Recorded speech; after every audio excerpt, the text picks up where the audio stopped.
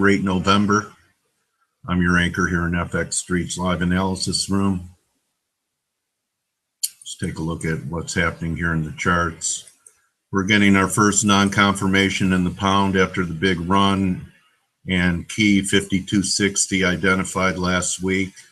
Amazing move to the upside in the pound. Euro pound, I believe the easy money's been made. Got down to 71. I'm not saying that we're completing here, but I wouldn't be looking for much more, at least short term. Here's a possibility of maybe one more shot down here in Euro pound. That would take us down to 71. So who's in the house today? Jax is here. Brett, welcome to LAR. Brett, everyone welcome Brett. Jean Fabian, welcome to LAR.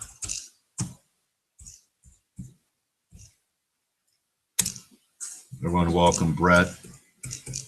Although Brett may have been here before, I do believe Jean Fabian's been here before. MRC, hello Alien Fame. Beg has been here. Hello Carlos, long time, how are you? No Hair 13, I believe that's a new handle. Welcome No Hair. And it's H-A-R-E, so you're not a rabbit or you're bald. Which one is it? Hi Planet. Borge is in the house. Khalid's in the house. How's everyone doing? Be speaking to a dynamic duo today, Chris Svorcik and Nenad Kerkez. It's going to be with us in a little over an hour. How are you doing today, Fame? USD CAD broke this channel line that I talked about last week. Looks like we may want to rally back to 31.5.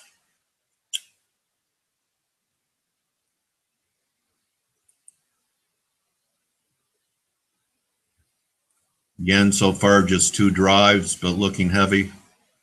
And remember, Thanksgiving is for the Bears, which is about 3 weeks from now.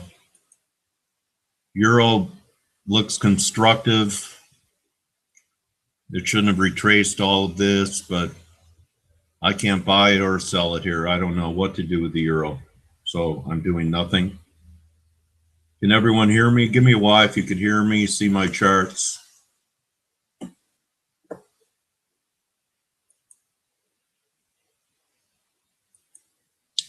Everyone hear me and see my charts? Give me a Y if you can. Hi, Zig. How are you, Ziggy? Hello, Abel.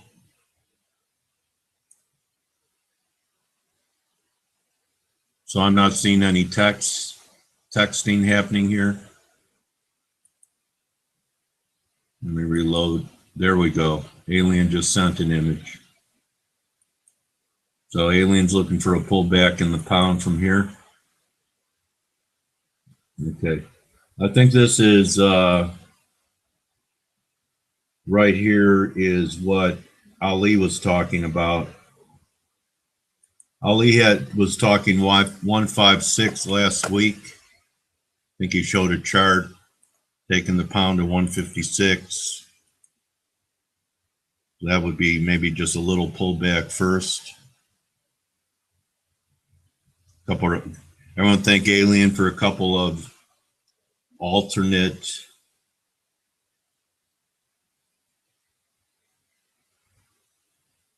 pathways, roadmaps on the pound. Everyone thank Alien, please.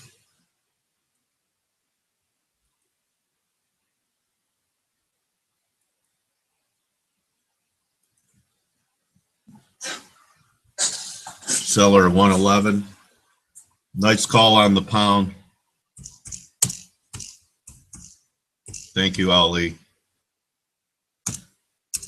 Everyone congratulate Ali on a nice call in cable. Nice call, Ali. My voice is cutting out. Everyone else, is my voice cutting out?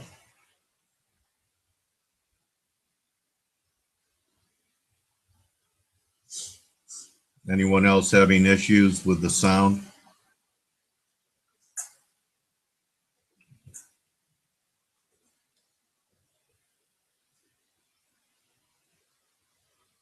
Does sound good to everyone else?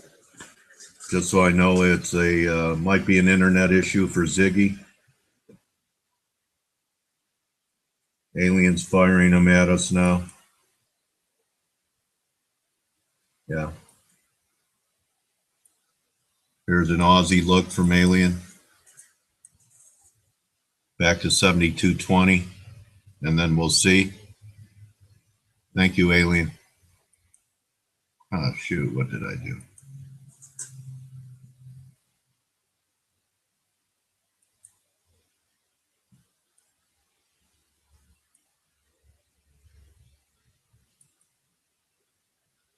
Thank you, Alien.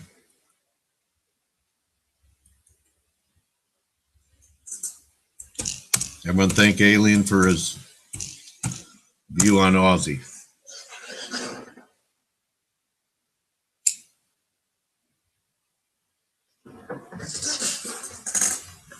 Big event this week is the NFP on Friday. Strong number will add to the conviction that the Fed's going to move in December.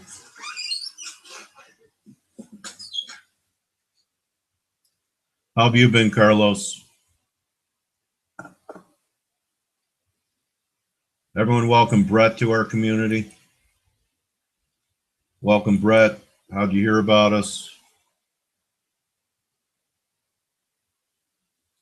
Jean, Fabian, MRC, how are you doing?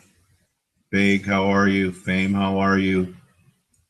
Khalid, what are you stalking? My gambling trader friend. Borgia, welcome back. How are you? No Hair 13, welcome to LAR. Big, welcome back.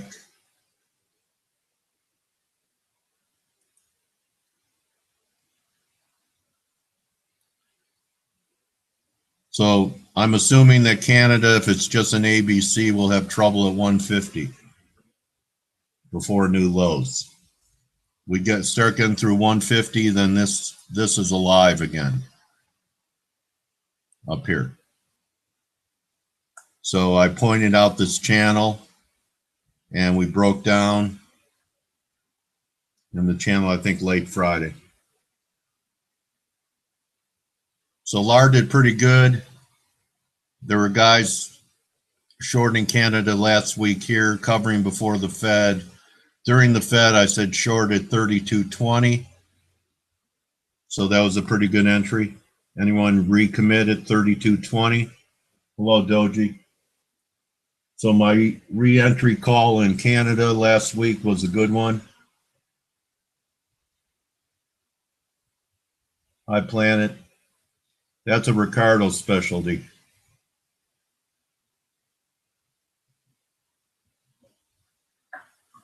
You know, if Planet's asking for views, he's not seeing much here because he's usually, if he is, he's in it and talking about it.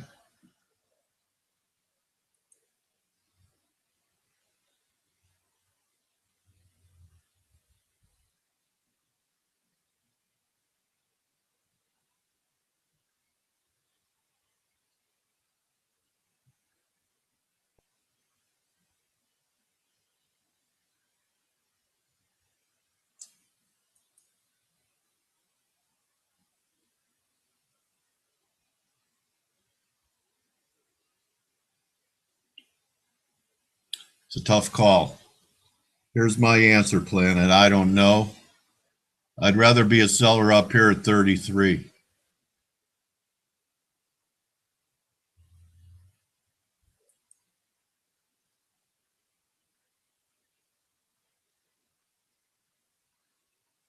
Yeah, It's an I don't know.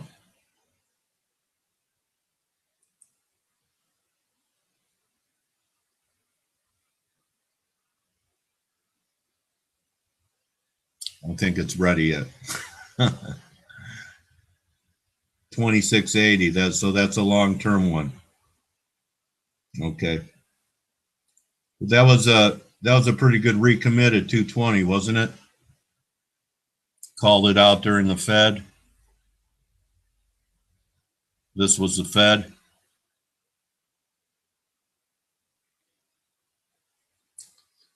So lucky call by Forex Stop Hunter.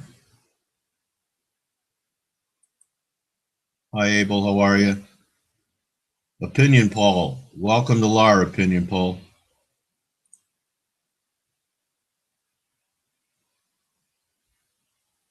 Okay, let me see what opinion poll has here. U.S. dollar yen. Right.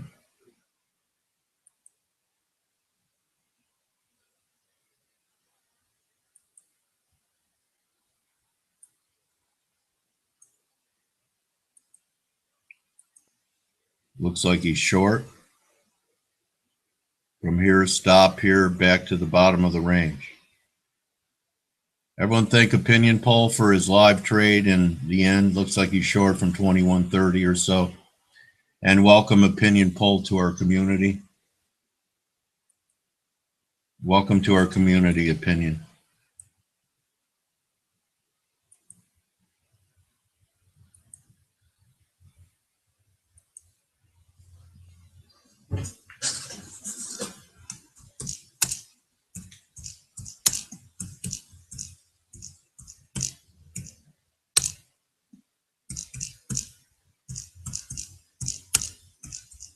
And one thank opinion poll and welcome him. And this is what Borja showed us last week.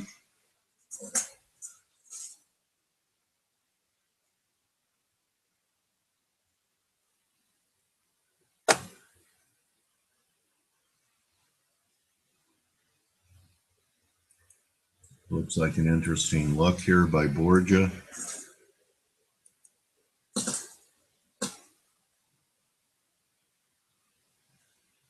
Fed doesn't raise rates in December.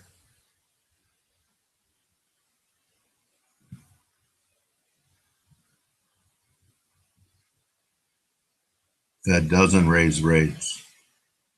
So the peak in the dollar is going to be in March. That's an interesting look. And then the Fed begins to tighten in 2017. Okay. Thank you, Borja.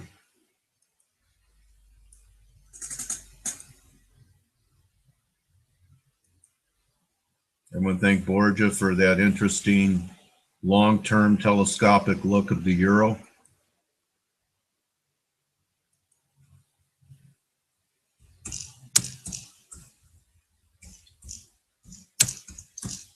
I love those telescopic views.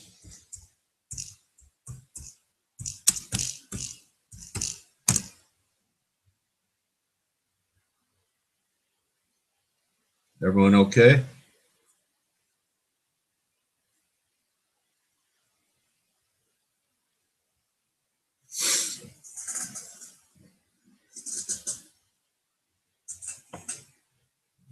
How's everyone doing today?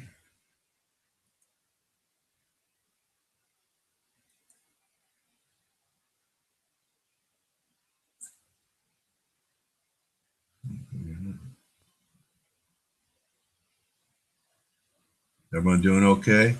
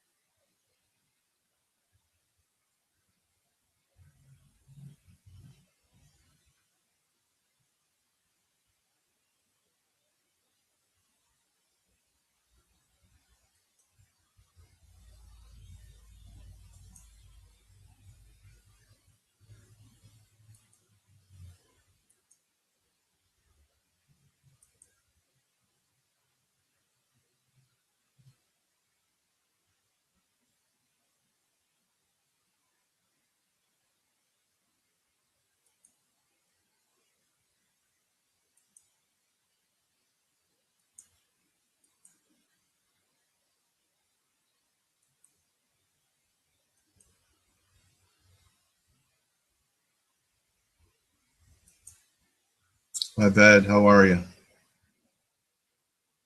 Snaga veteran. So veteran sent me a photo of U.S. troops in Croatia. So what do you think's going to happen? You find out anything about it? There's a new handle. Sherlon, welcome to our community. Everyone welcome Sherlon. What did you find out? Or is it Chirion? It looks like Sherlon. So what are U.S. troops doing in Croatia?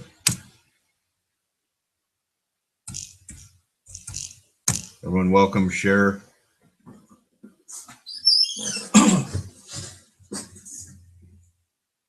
Is it a NATO thing?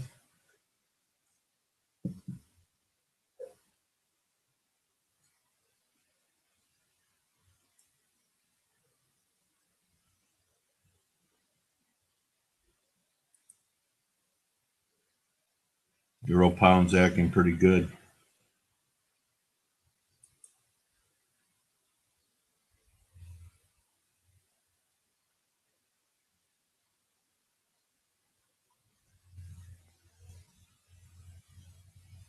Pound starting, Guppy starting to diverge.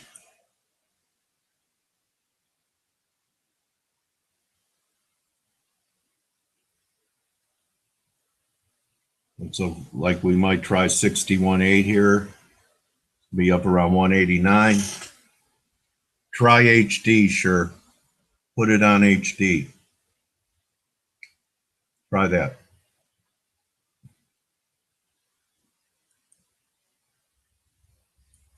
Don't be sad. Don't cry. Be happy.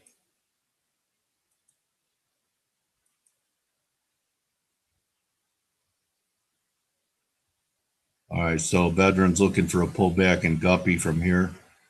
Well, 1, 2, 3. 1 hour. Okay.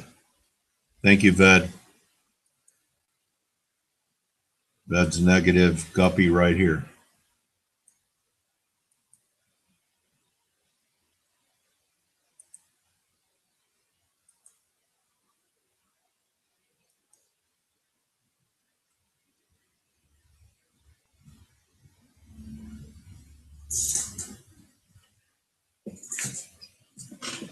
Yeah, Fame, you have it on HD, right?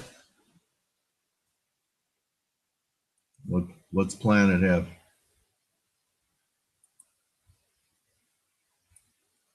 Don't fade Planet.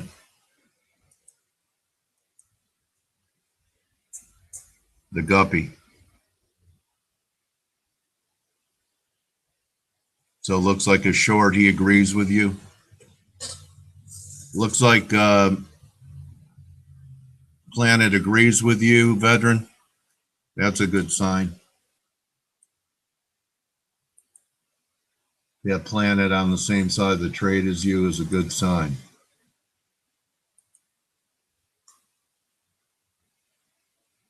Thank you, Planet. So that was bearish, right, Planet?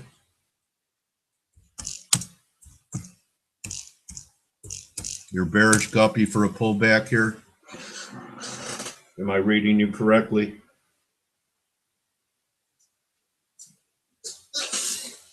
Is that correct?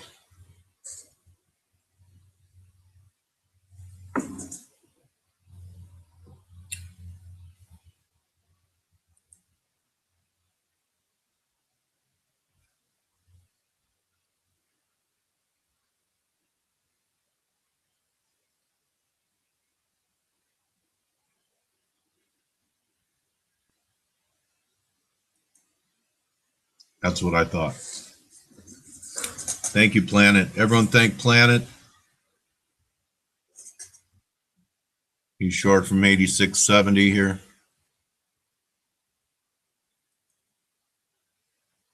What are you looking for, 85.70? There is nice divergence right here at this last high. Pretty good divergence. This was confirmed. 85.70. All right, there's a 50-day right there. Thank you, Planet. I want to thank Planet. And then we go to 89. Got it. Thank you. And excuse me, anyone hear me burp?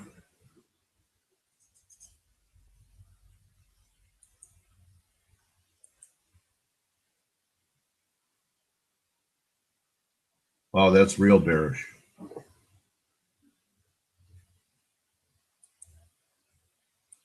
So Planet's looking for a big sell-off, a breakdown of this uptrend. Thank you, buddy. Everyone thank Planet for his, is this a daily look, 4-hour look? Very bearish on the 4-hour. I mean, you'd probably have to carry that into the NFP.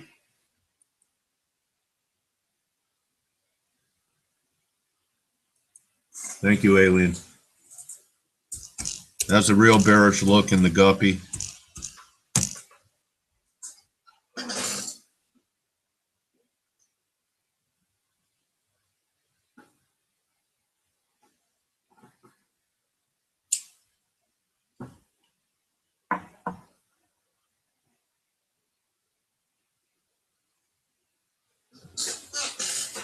Everyone doing okay?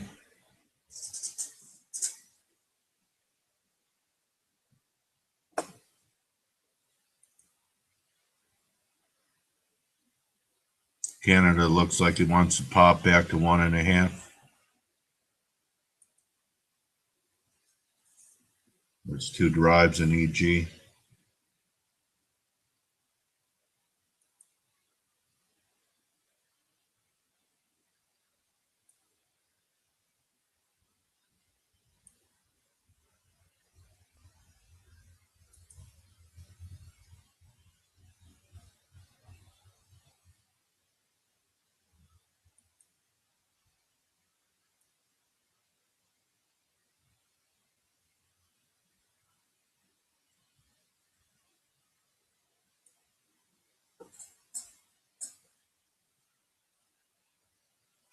So EG's starting to look a little tasty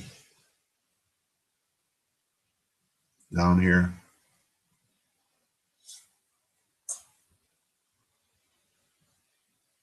You have an alien chart?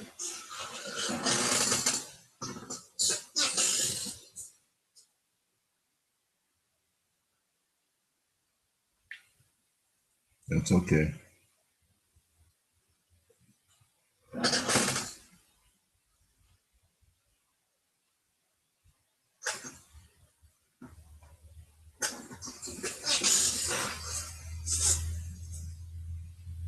Everyone doing okay?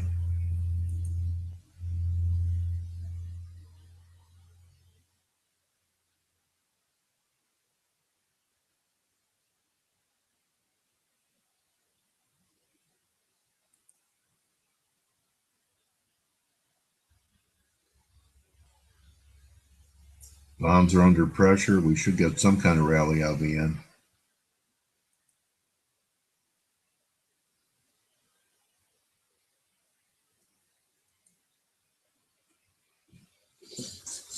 Hi, Khalid. How are you?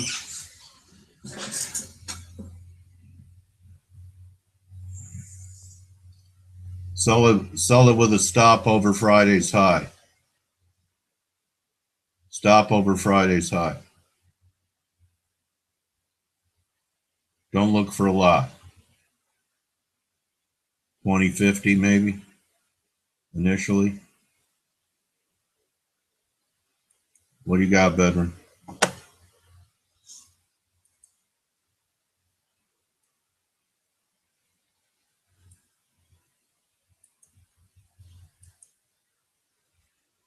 Veteran likes euro pound here. Remove to 72. Thank you, buddy. So veteran's already constructive on euro pound.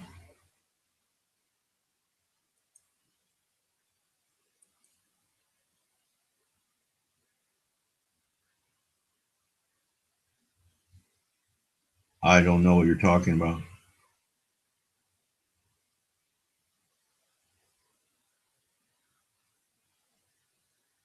Everyone thank Veteran.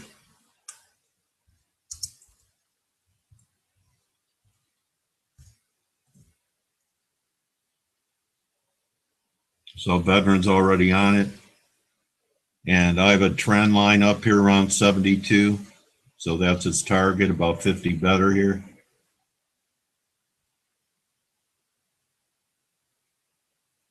You're welcome. Here's the S&Ps.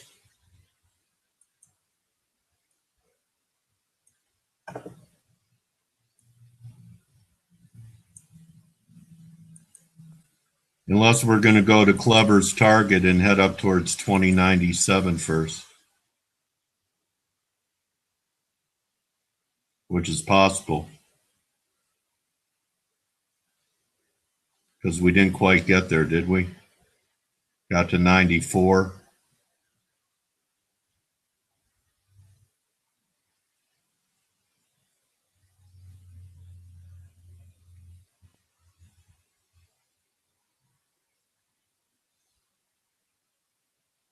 Hello, Anthony. How are you?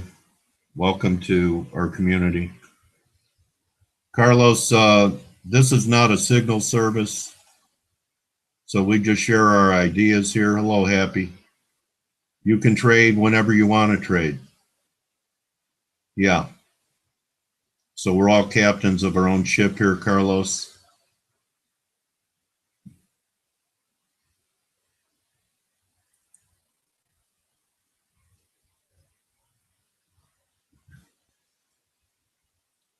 So it's possible you're not in the right place if you're looking for people to tell you what to do.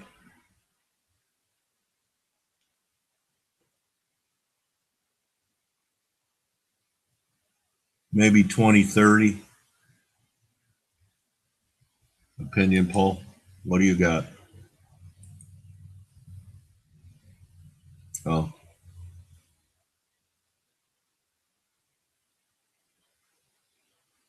It depends on the time frame.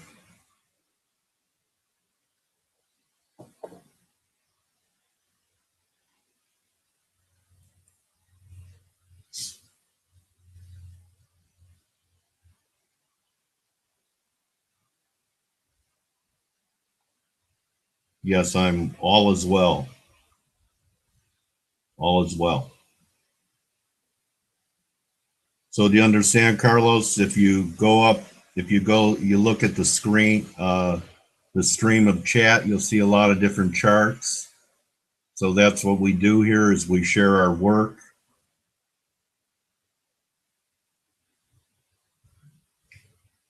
You're very welcome.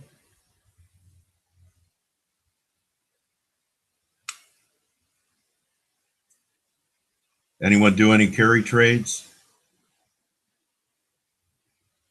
I think most in here, Anthony, just trade the pairs, trying to pull pips out of the pairs. I've never seen anyone recommend a carry trade in here. That's more like a hedgy trade, you know, hedge funds, institutions. I don't know a lot of retail traders that do carry trades. Hope that helps.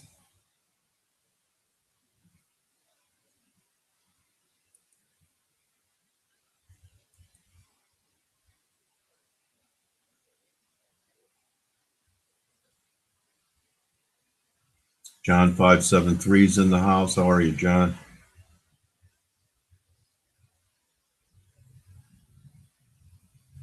Is the picture better for you?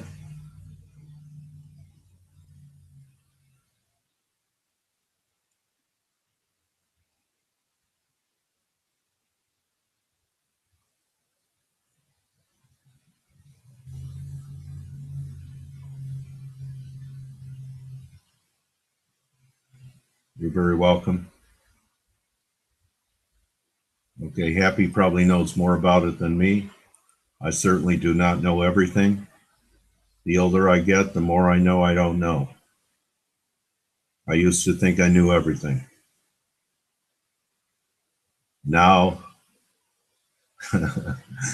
now I know the more I don't know. The older I get, the more I don't know. But I know this, Lara's the best community on the net, free or paid. That I know for sure. Who agrees with me? That I know.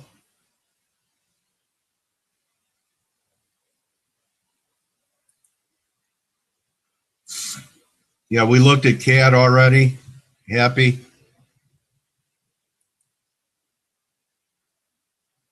It's not doing anything right. Maybe we bounced to 31.5, but the action's still pretty negative. Here's 31.5. But on the Fed, I said recommit at 220, so that's good for 100 pips. You think it can go up to 2.5 or higher? 2.5?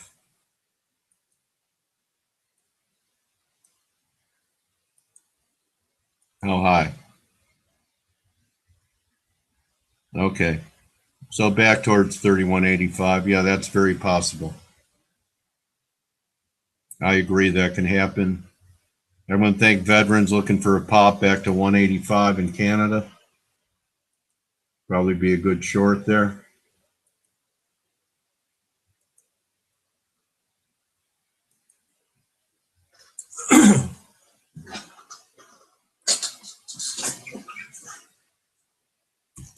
Thank you, Ved.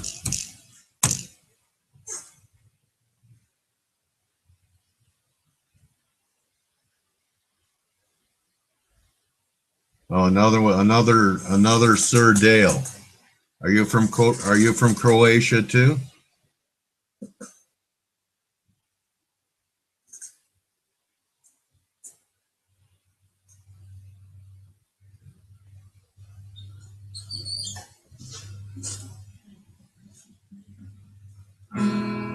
You could call me Dale. You don't have to call me Sir. You could call me Dale. That's for sure. My name is Dale. I'm not a knight. So just call me Dale, or we're gonna have a fight. Am I right? Call me Dale. Please don't call me Sir anymore.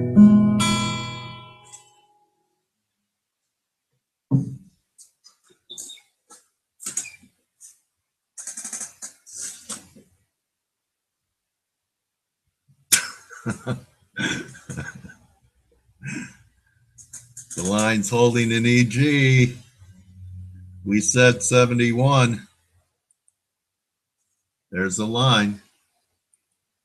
Alien had the line.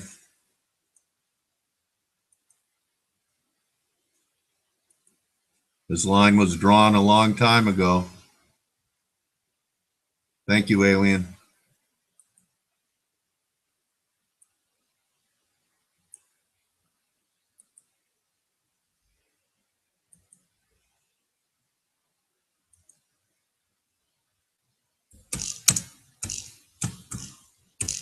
Nice technical work, man.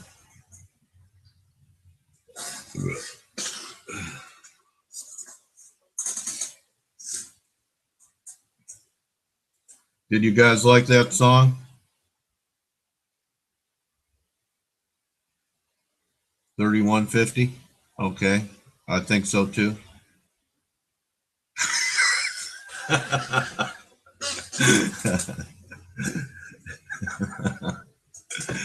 All right, Sherlon.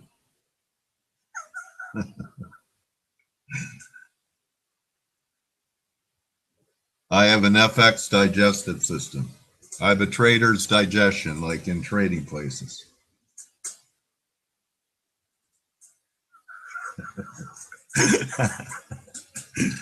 Good one, Sherlon. Everyone else hear me burp too? Pardon me. Excuse me, my trading warrior brothers and sisters, for my constant indigestion. I apologize for that. Trading gives me indigestion. How about you guys? Give me a why if you ever get indigestion from trading or from decades of trading. There's mine. Yes, I've gotten indigestion from trading for over 30 years. So that's what you guys have to look for. That's what you guys have to look forward to. Okay? After you've been trading for 30 years, you're going to burp a lot. Yeah, I can't do that anymore. But you're right. You're right. You're right, Anthony.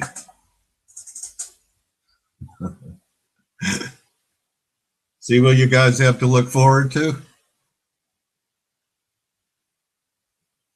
Gray hair. You'll have gray hair, or you'll be bald and you'll be burping. Either gray hair or you'll be bald and burp. How long you been trading now, Alien? How many years? How many years, buddy? Everyone tell me how many years you've been trading. Years or months? Come on, guys, share it with me. How long have you been doing this?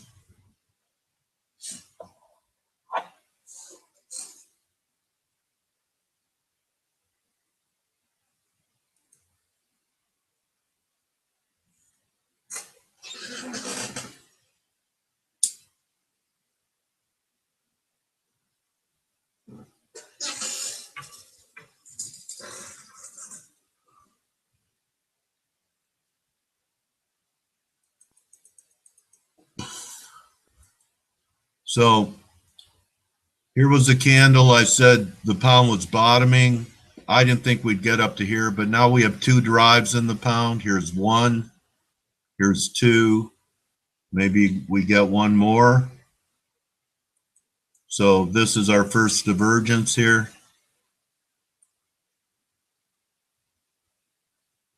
So I pointed out this divergence down here in the pound last week, the day after the Fed. 6 years, so in 10 years. Everyone remember this candle? 2 years full time? Okay. So you guys know what you have. It feels like decades. Everyone remember this candle in the pound the day after the Fed? On Thursday, I pointed out the divergence we had here. So now we're starting to get the divergence the other way, right? Now we're starting to diverge the other way. I'd look for one more high. You already have gray hair, Jack? You started late. I started turning gray in high school, I think.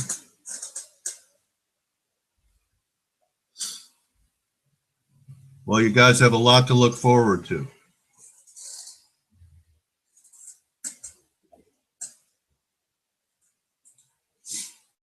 Thank you, Alien.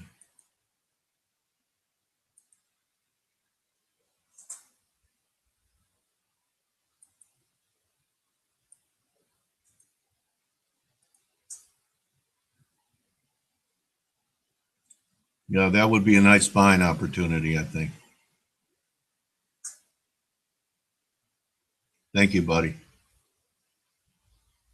I want to thank Alien for this 15-minute look in the euro. That would take it up to Ali's sell point around 111, right? Yep, that would take it to 111, which is what Ali's looking for. See that? See that, Ali? Alien's got it going to your target. Confluence.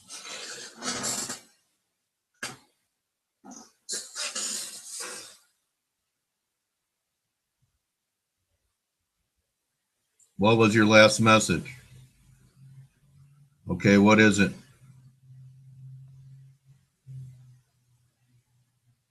But this was a pretty good call in the pound down here. So now we're looking for the reverse to develop.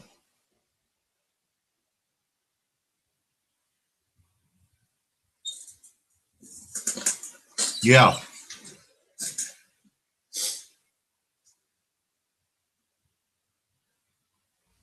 There is.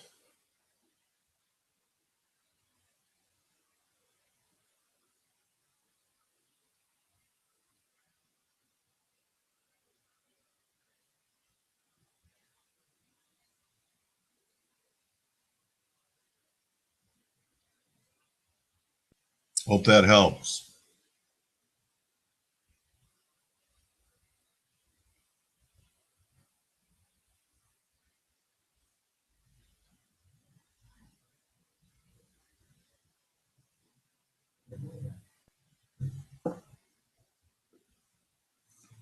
I answered you. You asked me if there was a reason, and I said, yes, there is. Right. You asked if there was a reason.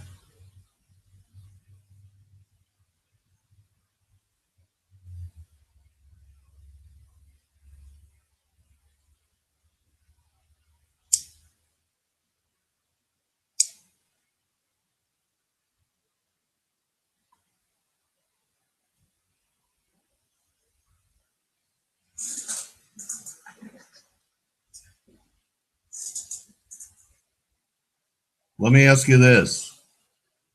Have you ever done this before? I think he was looking for 111, Borgia.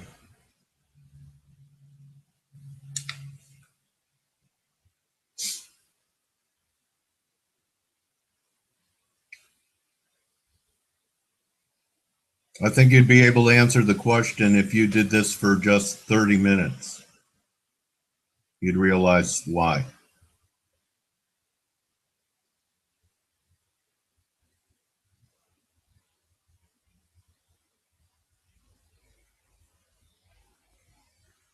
It's okay.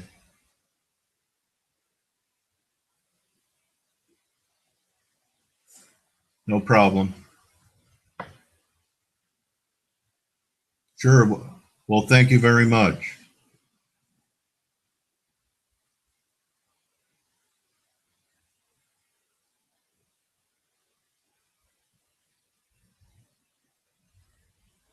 You know what they say, Happy? And since your handle is Happy Pips, what do you think of this? Happiness is wanting what you have instead of having what you want.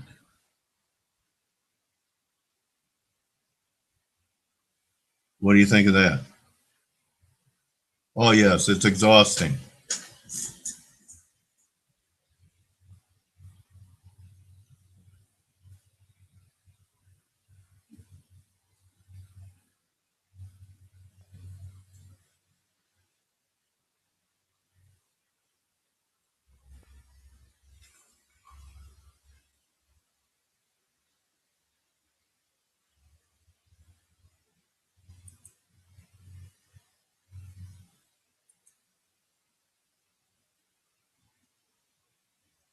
Guppy's still under a little pressure.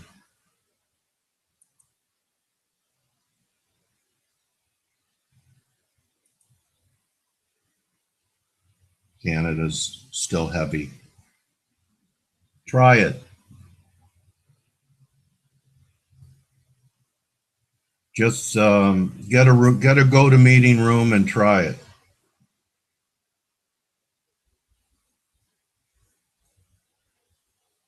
You never know what something's like until you try it.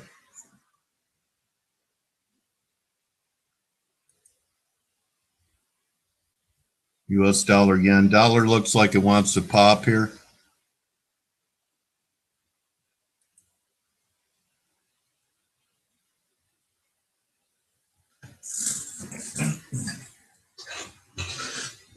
But I do appreciate you can't get enough of me.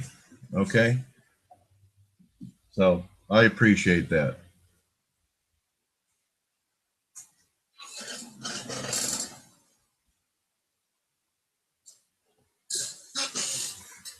Also, I believe in quality over quantity. You get a very high quality, intense 2 hours with me. Someone could do it for 6 hours and maybe you get zero out of it, right? So just like in trading, it's not the quantity of your trades, it's the quality of your trades. That's the way I look at this. Capiche?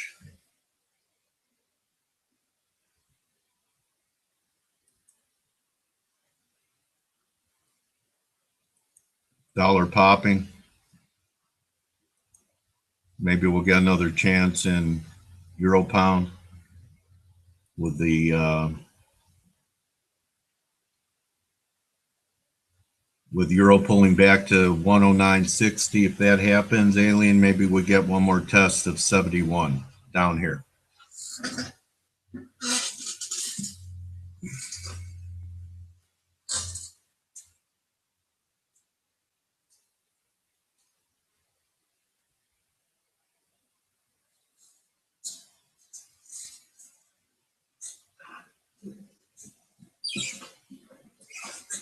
You get songs and everything. Use less leverage when you trade the markets. Use wider stops so you don't get picked off. Use less leverage or you might lose your head and your account will be dead. Use less leverage, use less leverage, use less leverage.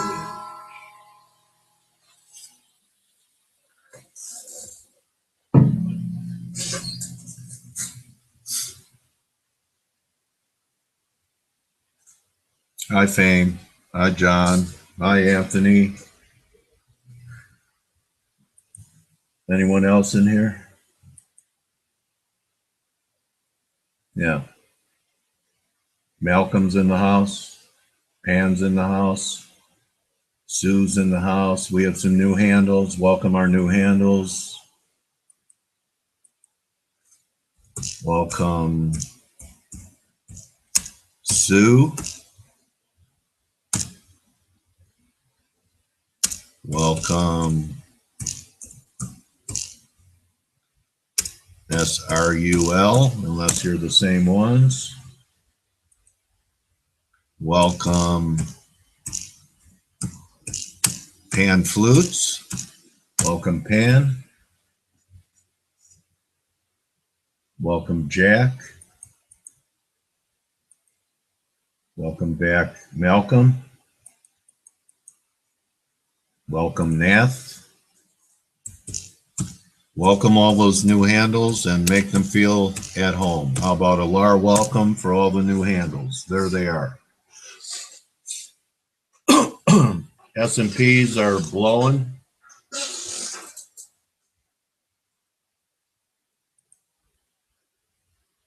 S&P's up 10, going for new highs.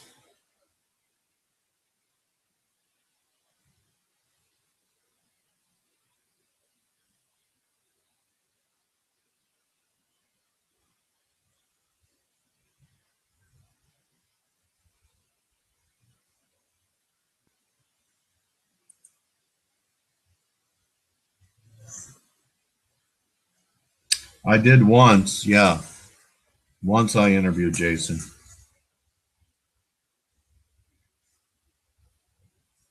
There's new handle. Welcome, new handle.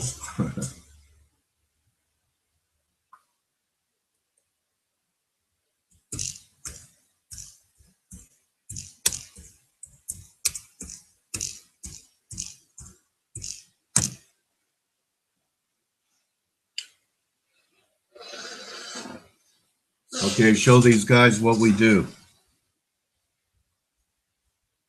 About 25 minutes away from our interview with Chris Svorcik. They're not newbies. We don't use that word in here.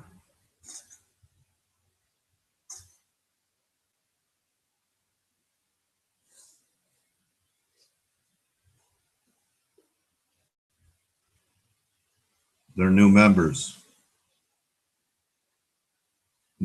of our community. No such thing as a newbie. Not in LAR.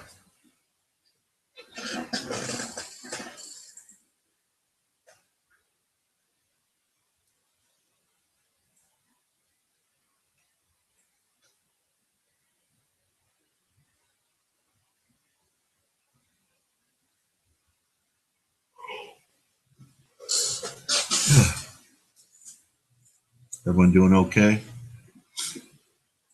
So we have the S&Ps rallying and the dollar rallying, at least a little bit.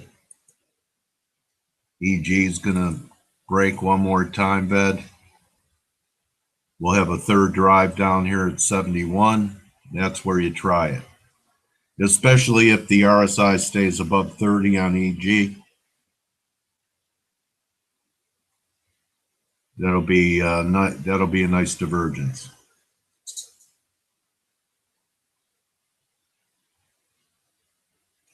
Go ahead. You're requested for me.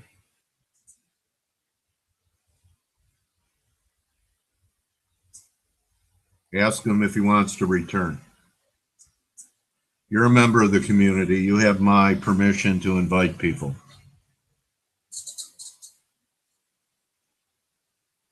I'd be happy to interview them. So as members of the LAR community, everyone has the go ahead, if you're interested in hearing me interview a trader, to reach out to them and see if they've had an interest, and then we'll get together and schedule a day for them.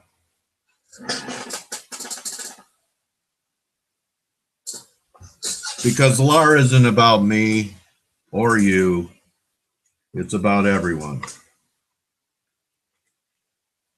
So everyone could do that. All right. Sometimes you got to wait for the threes, Snaga. Wait for the threes. I'm going to take a quick break now. I'll be back in about 5. And stick around for our interview with the dynamic duo, Chris Svorcik and Nenad Kerkez. And I'll be back in 5.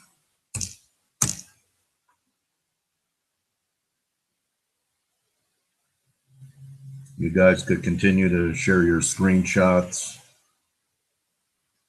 amongst you while I'm gone. Just waiting for Adinda to put up the other screen.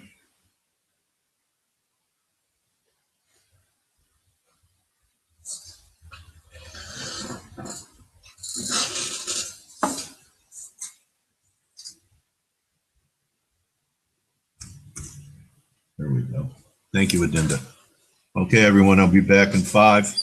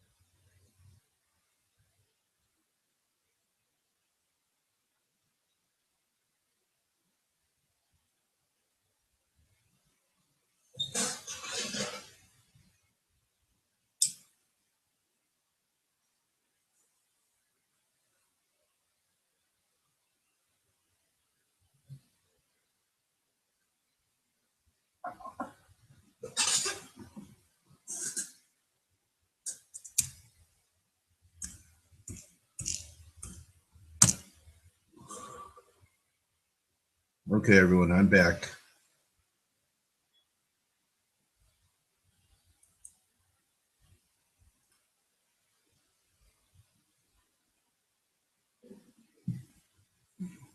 Thank you, Alien. PMI. PMI in 2 minutes. Okay.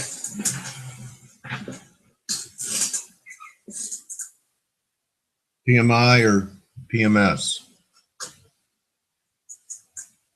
Oh, excuse me.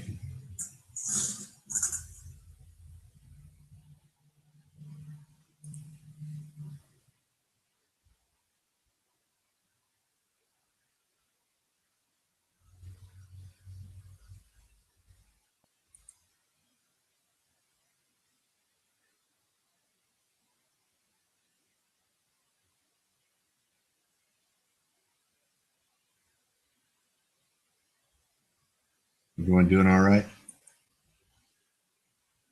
ISM. Okay. Well, they all have 3 initials. NFP. ISM, PMI, NFP. 1, 2, 3, ABC. 3. How you doing today, Malcolm? Big, how are you? MRC, Jack. Hope you're enjoying your time in LAR today.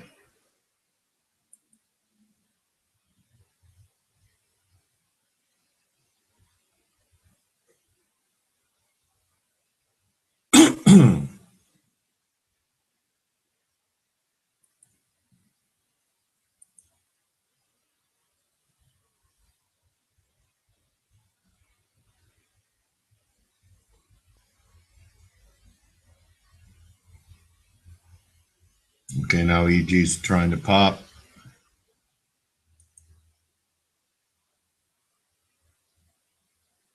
Canada's going to pop. ABC possibly. 1.5. Alien might get his break in euro towards 109.60, which would probably some kind of fib retrace, isn't it?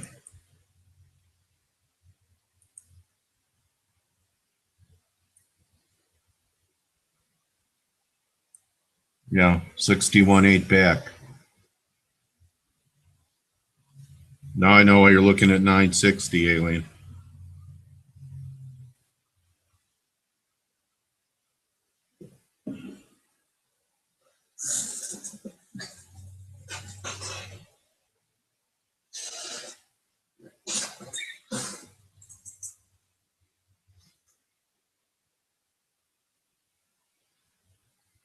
Okay.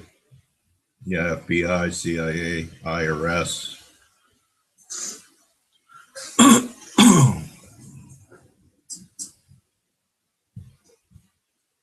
NSA, KGB.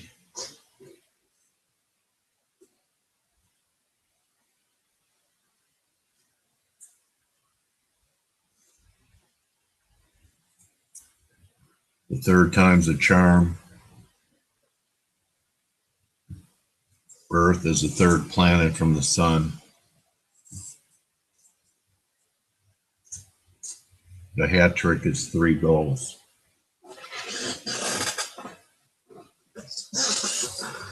The Trinity.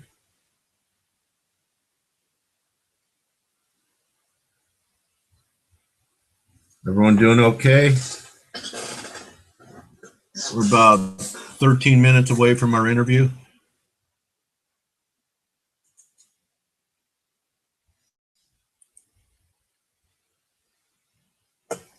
Looking for a third drive in the pound up here.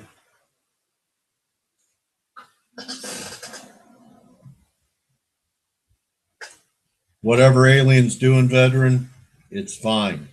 Alien, if it's not broken, don't fix it. That's my advice.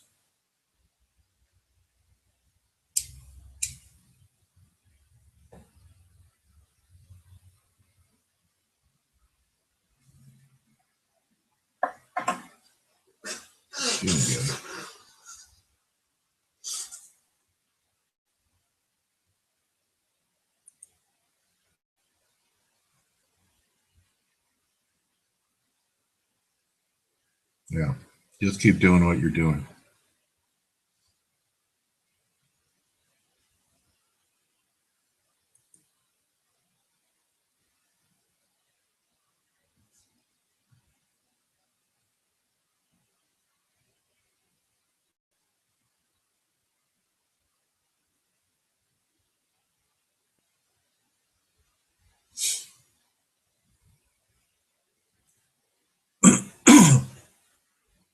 Everyone doing all right?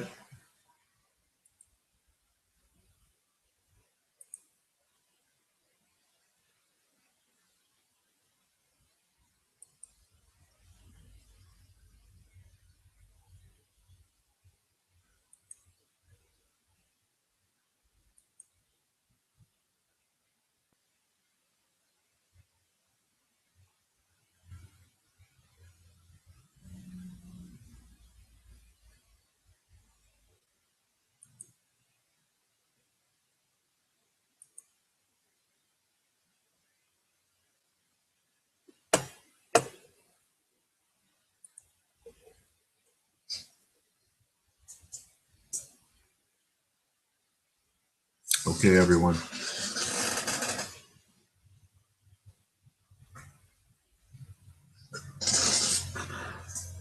This should be a great interview with Nenad and Chris.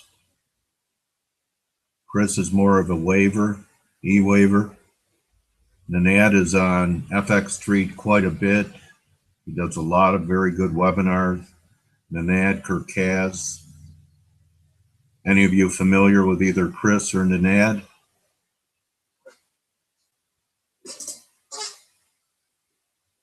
They're both pros.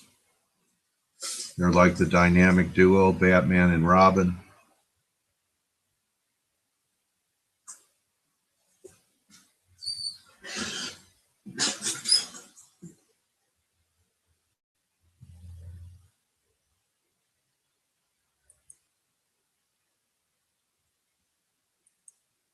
Everyone doing all right?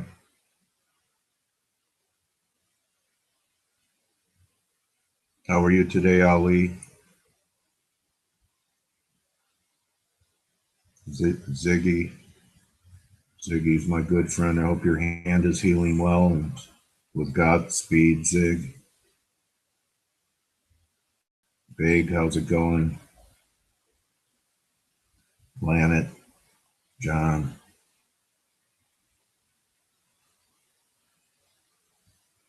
Ricardo should be back sometime later on this week. Stand by for our interview. In about 8 minutes, we'll get going.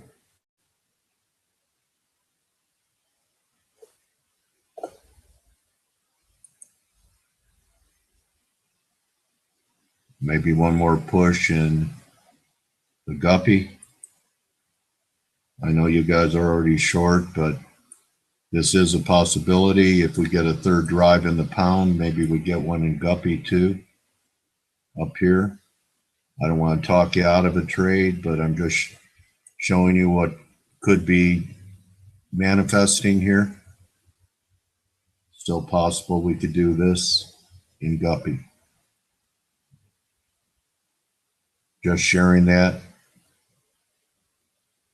Okay, Jack's familiar with Nenad and Chris.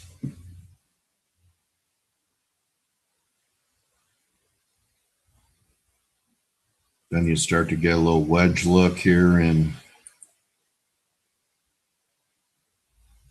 the Guppy.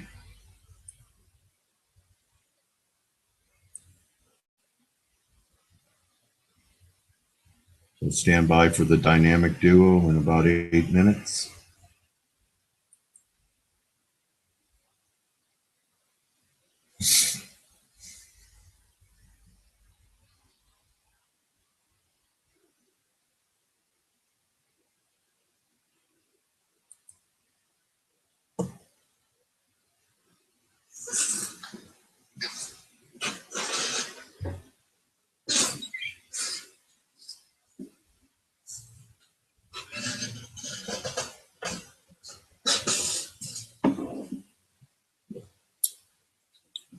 So you see this, veteran? Planet. Just want you guys to see it. Might be a better shot up here.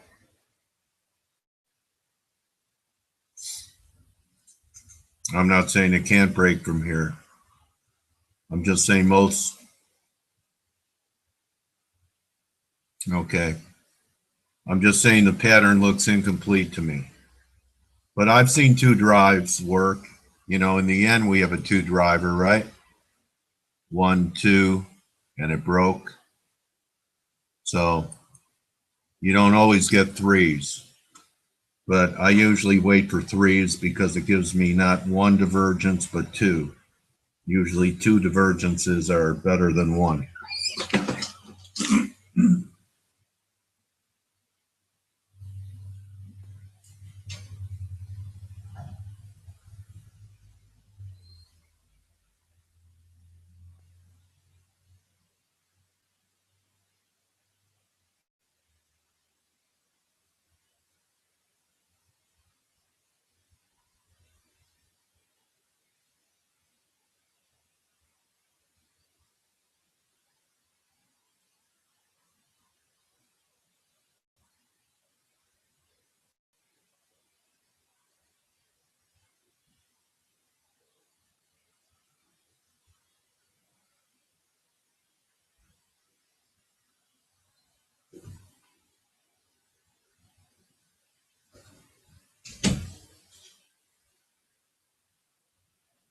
So everyone stand by for our interview.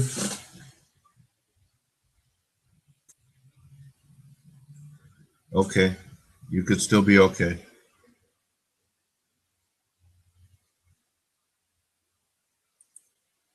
So just waiting for Chris and Nenad. They should be here pretty soon.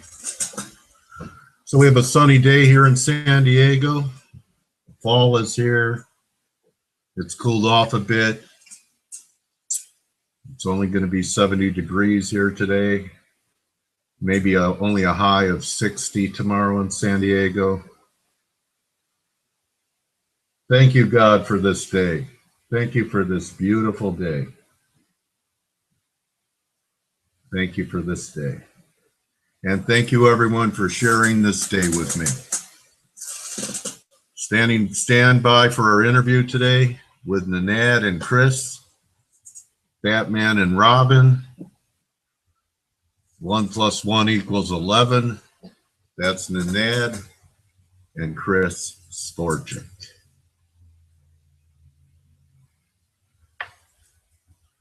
We'll see if they show their mugs or they show their charts. Hopefully they do both.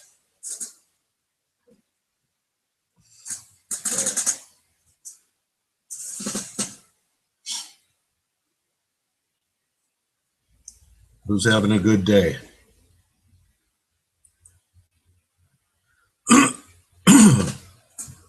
Yes, that's what makes it a drive.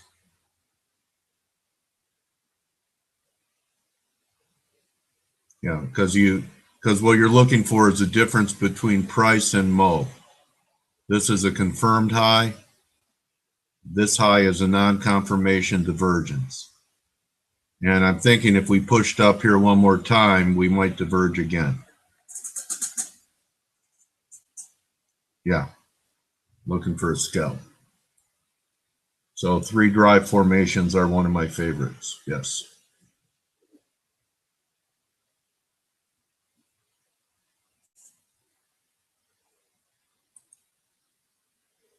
So here I'll show you.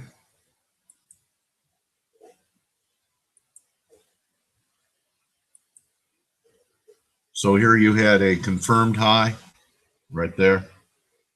Then you had a new price high, non-confirmation with momentum. And if we get a third drive up here, I'd like to see it stay under 70 again twice. 70 is kind of a guideline for me. Does that help? Happy?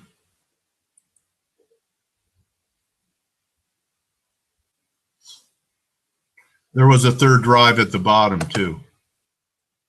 Here you go. The opposite happened after the Fed. In the pound. Right here.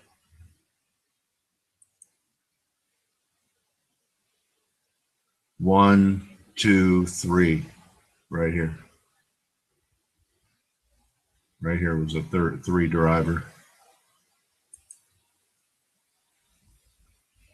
1, 2, 3, and up. 1, 2, 3, and maybe down.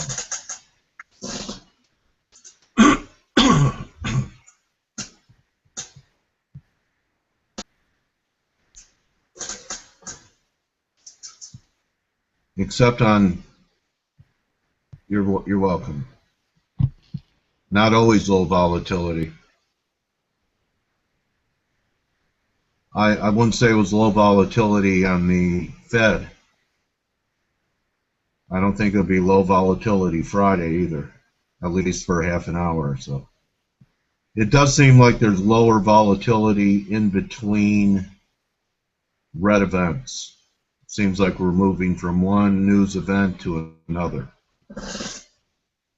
lately. But you don't want too much volatility. Okay, don't be careful what you wish for. Because then risk management becomes more difficult. Hey, there's Chris and Nenad. Hello, guys. Hi, Dale. How are you? Hi, Dale. How are you? Hi, Chris. Hi, Nenad. How are you guys? Pretty Sorry much about fine. I had no idea you were inviting me to be a guest of yours. You know, that doesn't happen that often. Yeah, So I can imagine. thanks for adjusting. I've been billing you guys as the dynamic duo. Okay, 1 + 1 = 11. You guys collaborate a lot and have told the community, Chris, you're the E-waiver, and Nenad is a very interesting technician, does a lot of presentations on FX Street. I think I tweeted out your last fib tool that you had on Twitter. So I follow both of these gentlemen, and I'm grateful that they're here today to share some of their ideas. Thanks again, guys, for joining us today. Thank you, and you are very welcome, Dale, always. All right, so here's where we're at. You know, last week the Fed, and before the Fed, I thought they might sound hawkish because the S&Ps were almost 2,100 instead of 1,900. It seems to me like they're writing strangles. When the market's weak, they talk like doves and sell puts, and then the market rallies back to resistance, and they talk like hawks and sell calls. So where do you think we're at with the dollar? Some of the dollar bulls still think we're going to above par in the Dixie, Chris. Some E-wave counts take it to 102, and just curious what your views are on the dollar here. And it also seems like we have kind of a lack of volatility, just nothing, nothing, nothing, and then red events. So I'm going to shut up for a while and want you guys to tell me what you're telling your clients and the people that hang out with you during market hours. Well, wanna kick Chris, off, you Nenad? can start it, and I will continue Yeah. after you finish. Cool. So let's see. Maybe best if I share my screen at the same time. Yeah, you know how to do it. It's up there in the left-hand corner. It's a green box with an arrow. Switch something on my screen here, and then we And can get also, your before people start asking for autographed pictures, that is Nenad Kerkez, not Vin Diesel. So I just want to clarify it to our audience that, I know you just made a new film recently, Vin. So thanks for taking time out to talk about your second love besides movie. Well, you're welcome. Yeah, you're not the first one who has been telling me that. Well, it's always nice to know that. It's great to have celebrity traders with us. So go ahead, Chris. Why don't you break out your charts and tell us what you're seeing? Cool. It's visible. You can see it. I think maybe you have to stop your own screen, maybe, perhaps. I think I see your screen, but there we go. We got it. Yeah, perfect. Yeah, perfect. Yeah. Talking about movies, by the way. Euro 4-hour chart. Yes. So we have the Fed and the Euro pukes, and it's recovered all of its losses. What does that mean? Well, I think it still could be a wave 4. From a wave 4 perspective, it's quite normal to 4. So from that point of view, this is still a major resistance spot. I think everyone's probably looking at that level. And if you put maybe a fib from the origin here, if this is one wave still down from this top to this bottom, then it's a 38.2 fib. Very normal for wave 4. So anything that stays below this 38.24, I think we could still see one more fall. But what if we get a break above, what if we try and pick off stops above that level? There's at least 1 or 2 buy stops above the high prior to the Fed, don't you think? Yeah, that's what I was thinking about the pound USD. Actually, there are a lot of tops there as well, and I was thinking that there could be a run up to get those tops and then pull back again, maybe, and continue to rally up. But euro dollar, I see it happening with the pound. It could happen with the euro. The 50 fib could also be a resistance spot. But in honesty, I think that if I look at the bigger picture here, let's just zoom in or out, I should say, to the daily, and this downside, I'm not sure. I'm not too convinced about the pace it's showing now. We hit the -272 target, and it's looking more and more like an ABC correction like this, more than a 1-2-3. I actually have given it kind of like a 50-50 odds. Like, is it 1-2-3 ABC? It's going to depend on that rate, as you said. We didn't get the increase, so I'm leaning now more towards ABC. So ultimately, it could go maybe to this target. I don't see it breaking 107, 104.50 this year.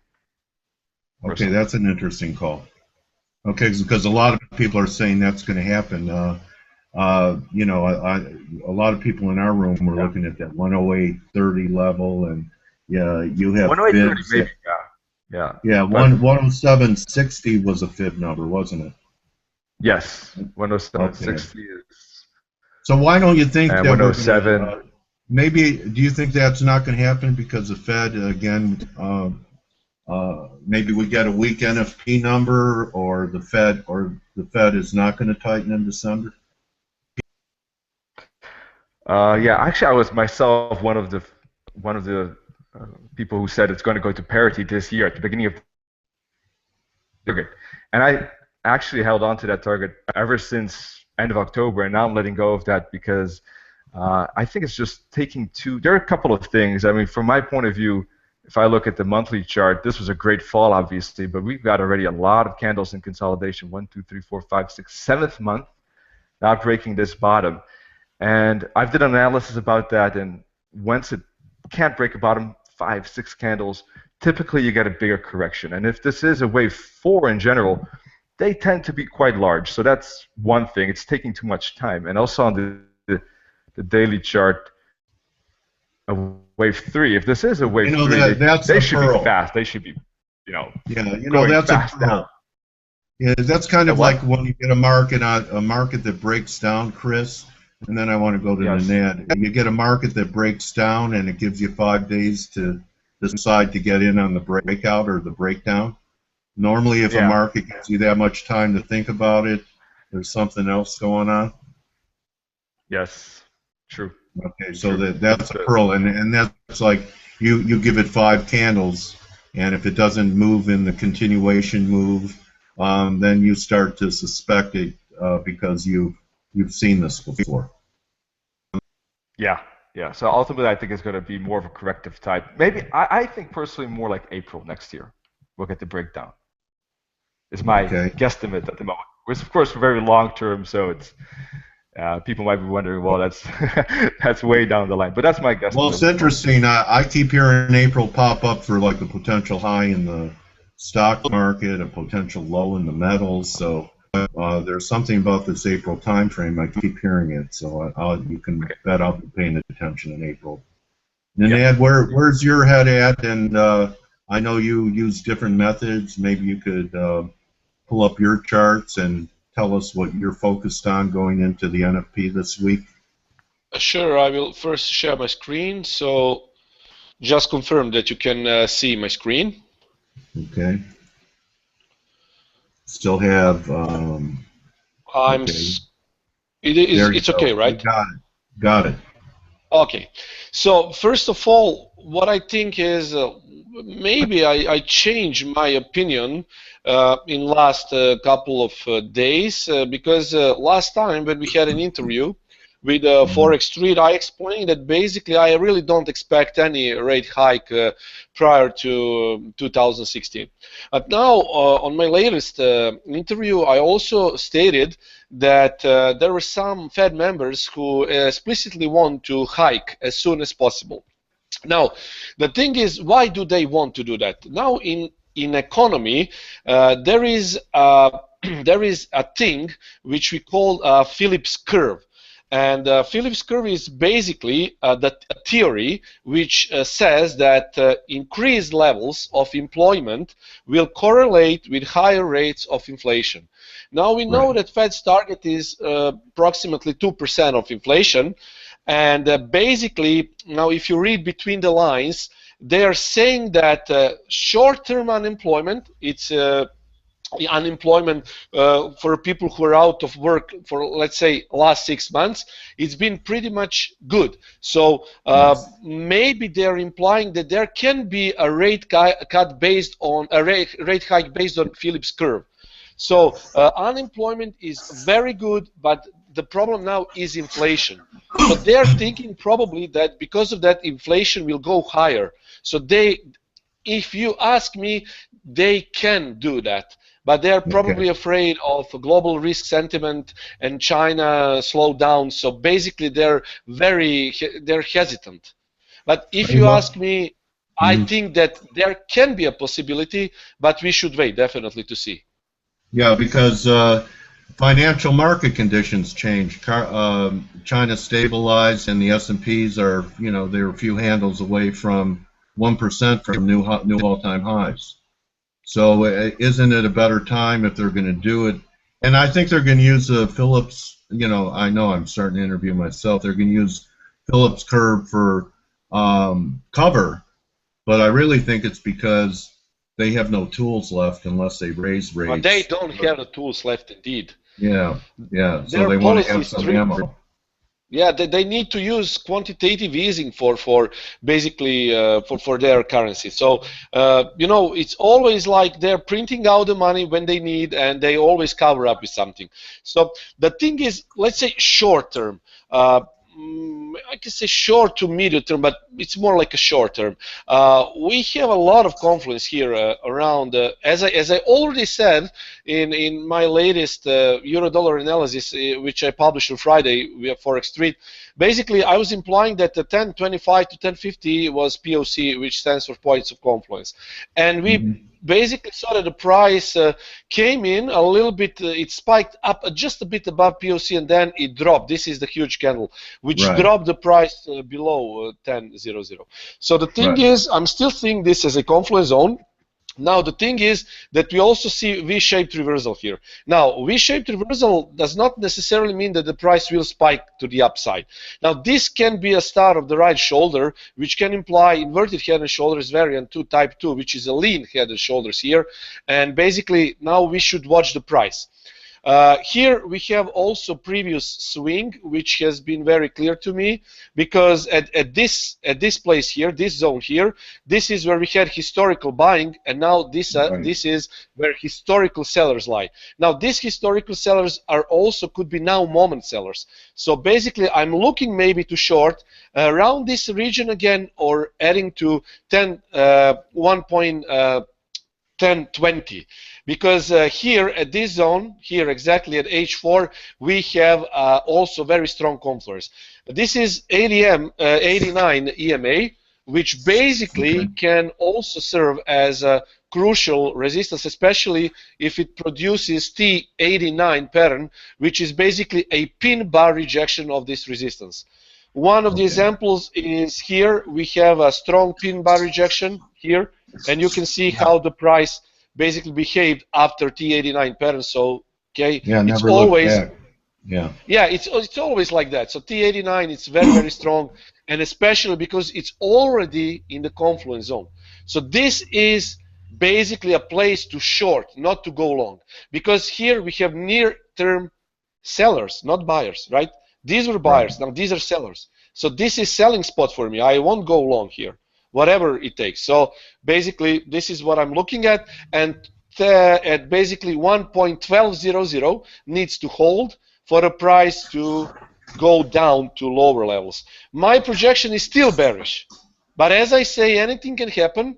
There is a lot of volatility in the market, especially because we are close to New Year profit taking. So interesting things will happen, but now at this point, we need to be ready to react. Right, so anything can happen, so this is a good time to have no position on until we get to important technical levels. Well, yeah, maybe you're right, but still, for a short-term analysis, I think it's not that important. I still think that short-term analysis could suggest that the price will be rejected from the zone, because we want always to trade in the zone. We want to trade outside the zone. This is the zone. POC is the zone where I put my orders in. So basically, we want to trap the price within the zone. And you remember Mark Douglas also explained in his book, Trading in the Zone. It's a very good read, really. So basically, when we trade in the zone, it's always much more secure than we are trading randomly outside of the zone. So this is the zone. Where's that zone come in again, Nenad?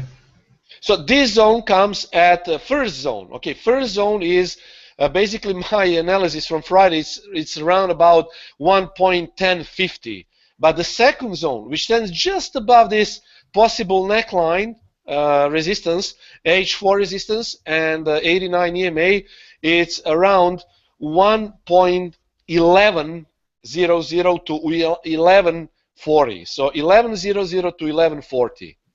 Because we are looking at 4-hour time frame, we need to have a little bit deeper buffer. So it's 1100 to 1140, and the price should be contained below H5. This is weekly pivot point, so it's 12002. So basically, it should stay below this region if we want the price to go down.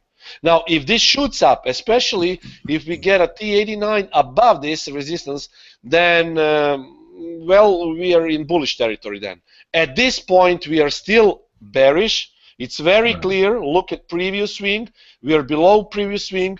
We are having neckline resistance, leaned, potential inverted head and shoulders, which has not been formed yet. We are below H3. We are below H4.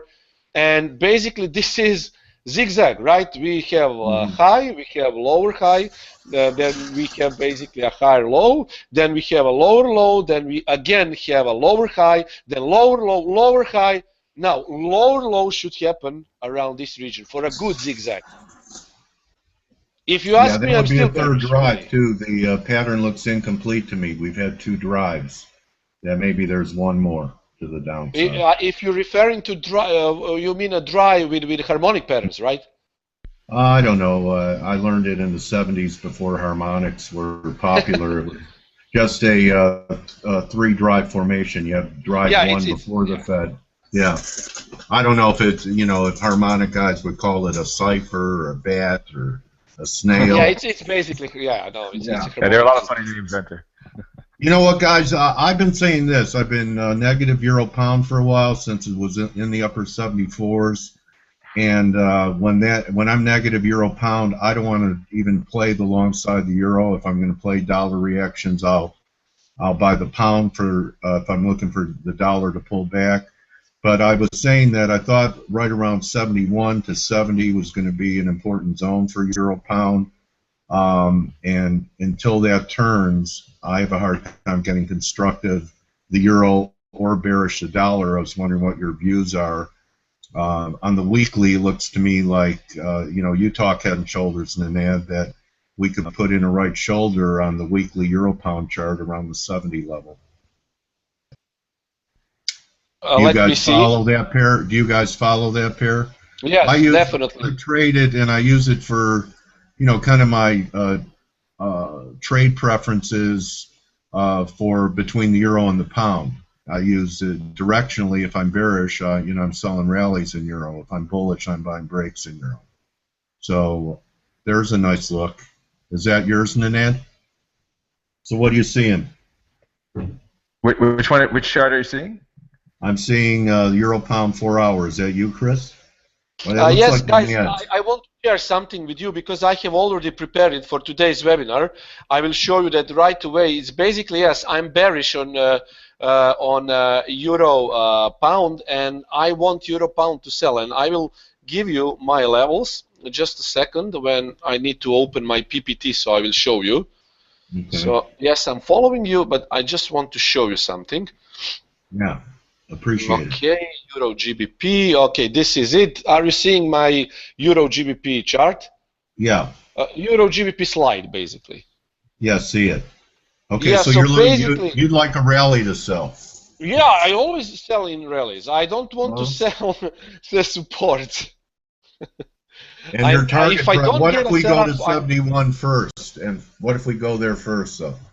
Let me.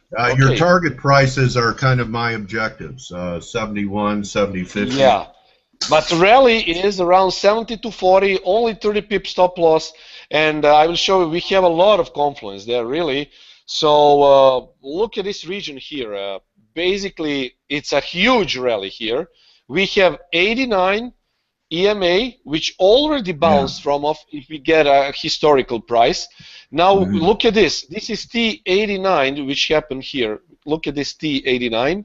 Bang, pin bar rejection of 89. And look at this. H5 ultimate resistance, weekly pivot point Camarilla. And we also have historical sellers at this spot. Look at this. Previous buyers, and then this is a retest. Okay, breakout, pullback, continuation. So this is ideal place for a confluence. So 70 to 40 to 50 is a confluence point, and I will be looking to short it when it comes there. Okay, great look. Thank you so much, Nenad. You're welcome. Your Elliott views, Chris, kind of line up with that? Well, I'm not really following any wave all too closely on the euro pound. I do it mostly on the euro dollar pound, dollar yen. But from this perspective, I mean, if I just quickly take a look, it could be a wave for consolidation. It's okay. Why don't you move on? Why don't you talk about what you're focused on? So we got a euro pound view. I'd be interested in what you're thinking here on U.S. dollar yen. It's been so range bound for so long, and it's considered risk on, risk off currency. Yeah. So I'd be interested in that view. Nice shirt, Nenad. You are a rock star. Yeah.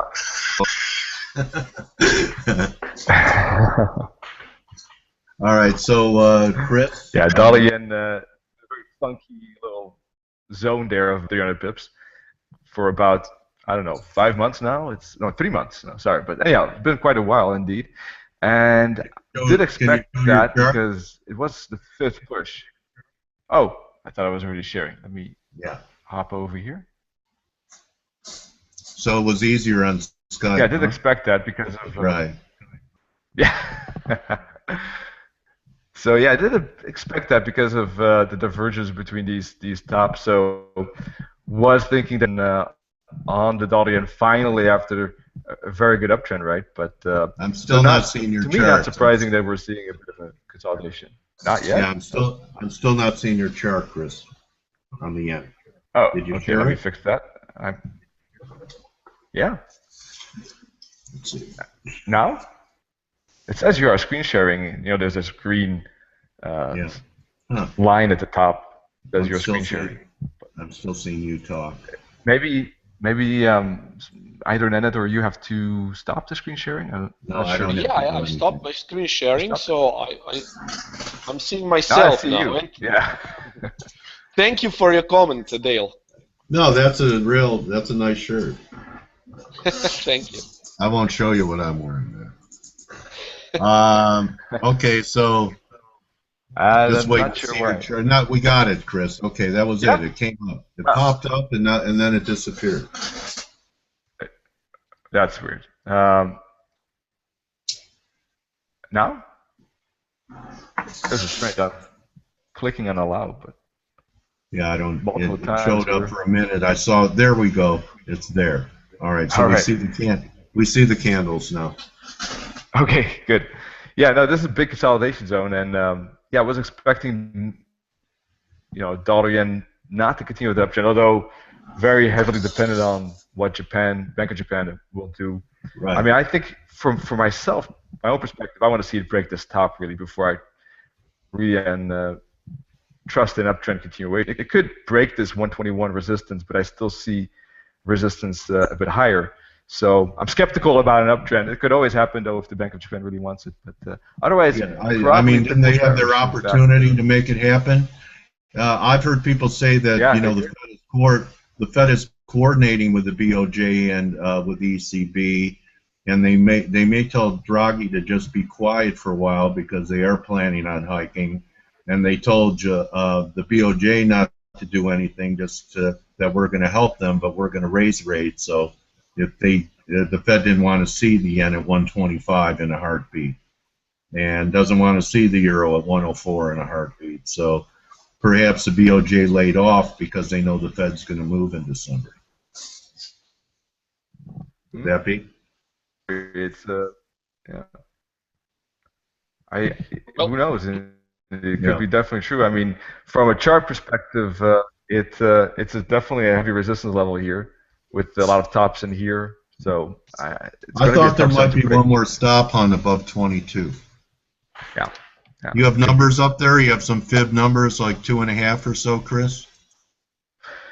You got the 122.50 is a quarter level, and you got maybe up to the 78.6 fib, for instance, 123.30. So even a pop up, I definitely see resistance level, even if that 122-ish area breaks. I'm not, enthusiastic longs right away when that happens. Certainly not, indeed. Yeah, I think also the Aussies and Kiwis are interesting. I mean, because Aussie has been in a downtrend. Let's go to the Aussie because it's interesting. The yen isn't doing better because 10-year yields have been going up pretty good the last few days, and normally that's support of risk on. U.S. dollar yen would go up. That's not doing much, but we're interested in your view in Aussie. No. And then we'll go to Nenad's view in Aussie, and we'll wrap it up, and you guys could talk about how people could follow you, get involved with you, work with you, etc. Okay? Yeah, sounds great. Sounds great. No, the audio is I mean, we've had such a beautiful downtrend, and then recently as well. Now making kind of a bear flag. I think this could be a bit we're of a still seeing the yen chart. Still looking at the yen chart. Strange. So it didn't change. Sorry about that.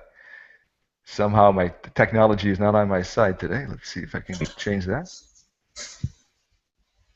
And it's okay. No practice makes perfect. I'll have you guys back here all week long. All right, by Friday you'll have it. Okay, while Chris sorts it out, I will just say a few things about my view about dollar yen. Go ahead, buddy. As you know, BOJ aims for 2% inflation target. Now, meanwhile, we also witnessed a dip in Japanese stocks, and as I explained already in my interview, BOJ is not gonna announce fresh round of quantitative easing, which happened. Basically, they didn't announce a fresh round, Right. but still, we have a big risk to Japanese economy, and it's called a weakness in emerging markets. And both weakness in emerging markets and higher U.S. interest rates are basically divergent from BOJ policy. So BOJ definitely needs to counterbalance technical recession and deflationary pressures by raising purchases of exchange rate funds. And they need to increase monetary base, which would be mainly allocated to risk assets and ETFs. Okay. So that's a bullish. That's a bearish look on the yen, a bullish look on U.S. dollar yen. Indeed, I'm bullish on dollar yen. As I explained, I can even say that it might bounce to 125.00, maybe around profit, our New Year profit take, whatever. But yes, I am bullish. Now we have a range, but that range is it's a bullish range. It's basically buy the dip, sell the rip, but it's still more buy the dip. Okay, appreciate that view. All right, Chris, you're on the Aussie Daily here. Ah, great, cool. So yeah, the bear flag. I mean, obviously, sort of for perhaps a rally with a bit maybe on the risky side here, so close to a potential break, but that could be one moment. Or, you know, if one is looking for a break of let me go to the 4-hour chart here, a break of these bottoms and this resistance line, and I think that personally a short here for a target at the trend line, and then a kind of a weakness on the right side for a rally, and then a break probably makes the most sense to me. So I'm expecting this on the odd use, the resistance down, and then a weakness, and then a break up to that top of that bear flag, and then probably down again. So that's what I think it's pretty interesting on the odd use. Okay, so it's a nice trading vehicle. A couple of trades, a lot of trades within a range. It looks like. Range trading. Yeah, indeed. Yes. Okay. Yes. All right. So why don't you guys describe what you do with your time during the day when you're not in an interview in LAR, and how people could get involved with you and follow your work and participate in your webinars and all of your offerings. Just take it away. Great. Well, we have perfect. Well, yeah, we have webinars, a couple of them throughout the week. In fact, Nenad and I do that one together, in fact, and some of them separate. And we do that at admiralmarkets.com, and you can go to education, click on webinars, and we got a range of setups, recaps, live trading rooms, educational webinars. So we got a nice mix throughout the week, and that's every week. We got a lot of webinars there. So that's one thing we wanted to tell you. If you're interested, please just join the webinar. You can see if you like it and come back. So that's one thing that we wanted to mention. Also, Admiral Markets, why are they doing these webinars? It's just as an educational tool, analytics, to make you a better trader. They're a broker, and they won actually the UK MT4 Broker Award in this year. So might be worth taking a look at some of their things, like platform. They have a Supreme Edition, for instance. They got a lot of extra features that help us trade, like calculating the lot size depending on your risk and stop loss and things like that. So that's definitely worth it. We also together have a website, Nenad and I myself, where we give away some stuff. We talk about trading there and analyzes, and we've got indicators that we give away, and webinars as well. So that's maybe a bit complicated name, but elitecurrency.com, and we got all these resources there that you could maybe find interesting. Thank you for that. Thank you for that review. You want to wrap it up, Nenad, and you know, I think that your work is great, and that people you know, I was glad to hear some of your views. You probably saved me some money on what I was thinking prior to talking to you. So you want to wrap it up. You guys are a live example of teamwork. 1 + 1 = 11. It's great to have someone to collaborate and bounce your ideas off of. So why don't you wrap it up? And before you do, I want to thank you guys for taking time to be with us today. Oh, thank you so much, Dale, for having us. Thank you as always. Go ahead, Vin. It's appreciated. So I will say that basically I really work a lot, and Chris is here with me. He's also we have been working on a HARP method lately. Basically, the HARP method is unique range bar and Heikin-Ashi method, which has not been seen so far on the internet, and we gave 110% of us to make a good method for trading. So basically, we are working full time, but after our main work day job, which we do with Admiral Markets, of course, then we move on to basically just making our HARP more and more suitable for traders who never traded a forex market before. That's why I have made a lot of live trading videos on live accounts, which can be found at our YouTube channel. So every single trade which I made was basically made on live account, because I want to make a challenge to myself, and that challenge involves turning a $100 account in a 3-stage account. The first is $1,000, next is $5,000, and the third stage is $10,000. It's basically a mid-term to long-term perspective, because I don't gamble. It's easy to say, okay, we can turn that in a couple of days, and you just place your whole margin, and then you're gambling. Yeah. So I want to do that as a professional trader, as institutional trader also, because I also worked as institutional trader, and I want to do that with a low risk, of course.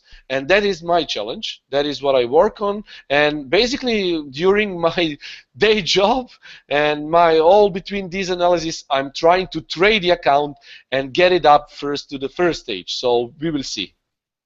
It's a bit interesting, because you know, $100 is not much to lose if I lose. So but at what this do you stage, trade? Do you trade micro lots with $100? Yeah, micro lots. Okay. Micro lots. Yes, because, walk you know, before you run, right? Yeah, indeed. But I always go basically for at least 20 pips of profit, because I want really to show traders how proper trading should be done. Not by over leveraging, not by increasing volume traded. Right. We want to do that as institutions do. The only thing we can learn from institutions is how they trade, and that is what we are trying to teach traders. Okay, Not well, just aren't institutions very happy to do between 25 and 50% on their equity a year? Well, as far as I know, because I was working with a UK firm in 2010, and basically it's like it was like 15. The goal was 15% per year. That was the goal of that hedge fund. It was a hedge fund. Okay. And basically our risk was 2% per week. So that was how our risk manager told us to do. So overall risk was 2% per week, and the overall goal was approximately 15% per year. So what's your goal and your challenge? What would you be satisfied with? Well, I'm always satisfied. Now with $100, of course, I'm satisfied with 5 to 10% per month. But definitely, I've been making a little bit more, because you know, I'm trading 20 different pairs, and I use also correlation matrix, which is an excellent tool with Admiral Markets Supreme Edition, which basically is telling me which pairs are moving the same direction, because I don't want to be double exposed and to a currency pair. So I'm okay with $100. It's okay. 5 to 10% is okay. But as soon as I move to $1,000 stage one, then I will move on to 2 to 5% per month. So it will take some time, but it's always better than 2% per year, which banks give you 2% per year. Yeah, and it's realistic, Nenad. Thank you for being realistic, because people, you know, they ask me, Dale, can I trade for a living with a $10,000 account? And I say, yes, if you want to live beneath an underpass. And in San Diego, even an underpass is a grand amount. So thank you for sharing a realistic viewpoint, and people are very happy doing 25 to 50% on their money a year, and forget about 4,000% returns, because you're gonna strike out trying to hit home runs. The ultimate truth in forex market is, as soon as you cross 5% of risk threshold, you are in danger zone. So usually my positions are in between 0.3 and 0.8% of a risk. One position. So basically, I'm not risking more than 2% per day, but it's like 5 positions, right? Right. Well, great interview, Chris, Nenad. My hope is that pips rain down on you guys and all of your clients during this fall trading season. Hopefully, I get to talk to you before year end. But good hunting to both of you, and appreciate just getting your views and hanging out with you guys for about 30, 40 minutes. So thanks again for appearing here on LAR, and I encourage people to go to elitecurrency.com, and you can follow Chris at Chris Svorcik, and Nenad's Twitter handle is at TarantulaFX, and Admiral Markets is their day job. So thank you very much, guys. Thank you so much, Dale. Thank you very much. You're very welcome, and looking forward to seeing you again. Good hunting, my trading warrior brothers, the dynamic duo, Chris Svorcik and Nenad Kerkez, alias Vin Diesel. Have a great day, guys. Cheers. Cheers. Thank you. Hope everyone enjoyed. I told you that they'd be great, and they did not disappoint. Hope everyone enjoyed listening to Nenad and Chris. Did you guys like it?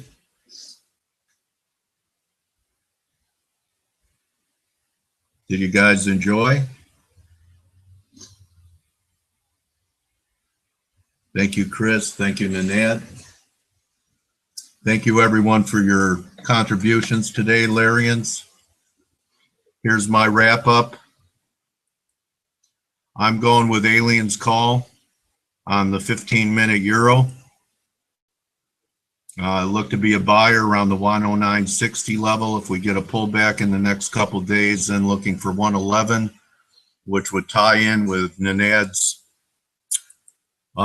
resistance zone. We have 2 drives in pound dollar. Here's 1, here's 2. Getting a pullback. Perhaps we push up towards the 155.20 and have divergence after this break. Looks like the Guppy is probably working for these guys. It is 86.20. So nice call on the Guppy by Planet and Veteran. And I look forward to seeing everyone tomorrow. Maybe we're not going to get that third drive in the Guppy, breaking the channel line right here. Congratulations. Everyone enjoy the rest of their day. I'll see everyone tomorrow. Remember, don't just count your pips, count your blessings. And I'll see everyone tomorrow. Thank you, Jax. Thank you, John.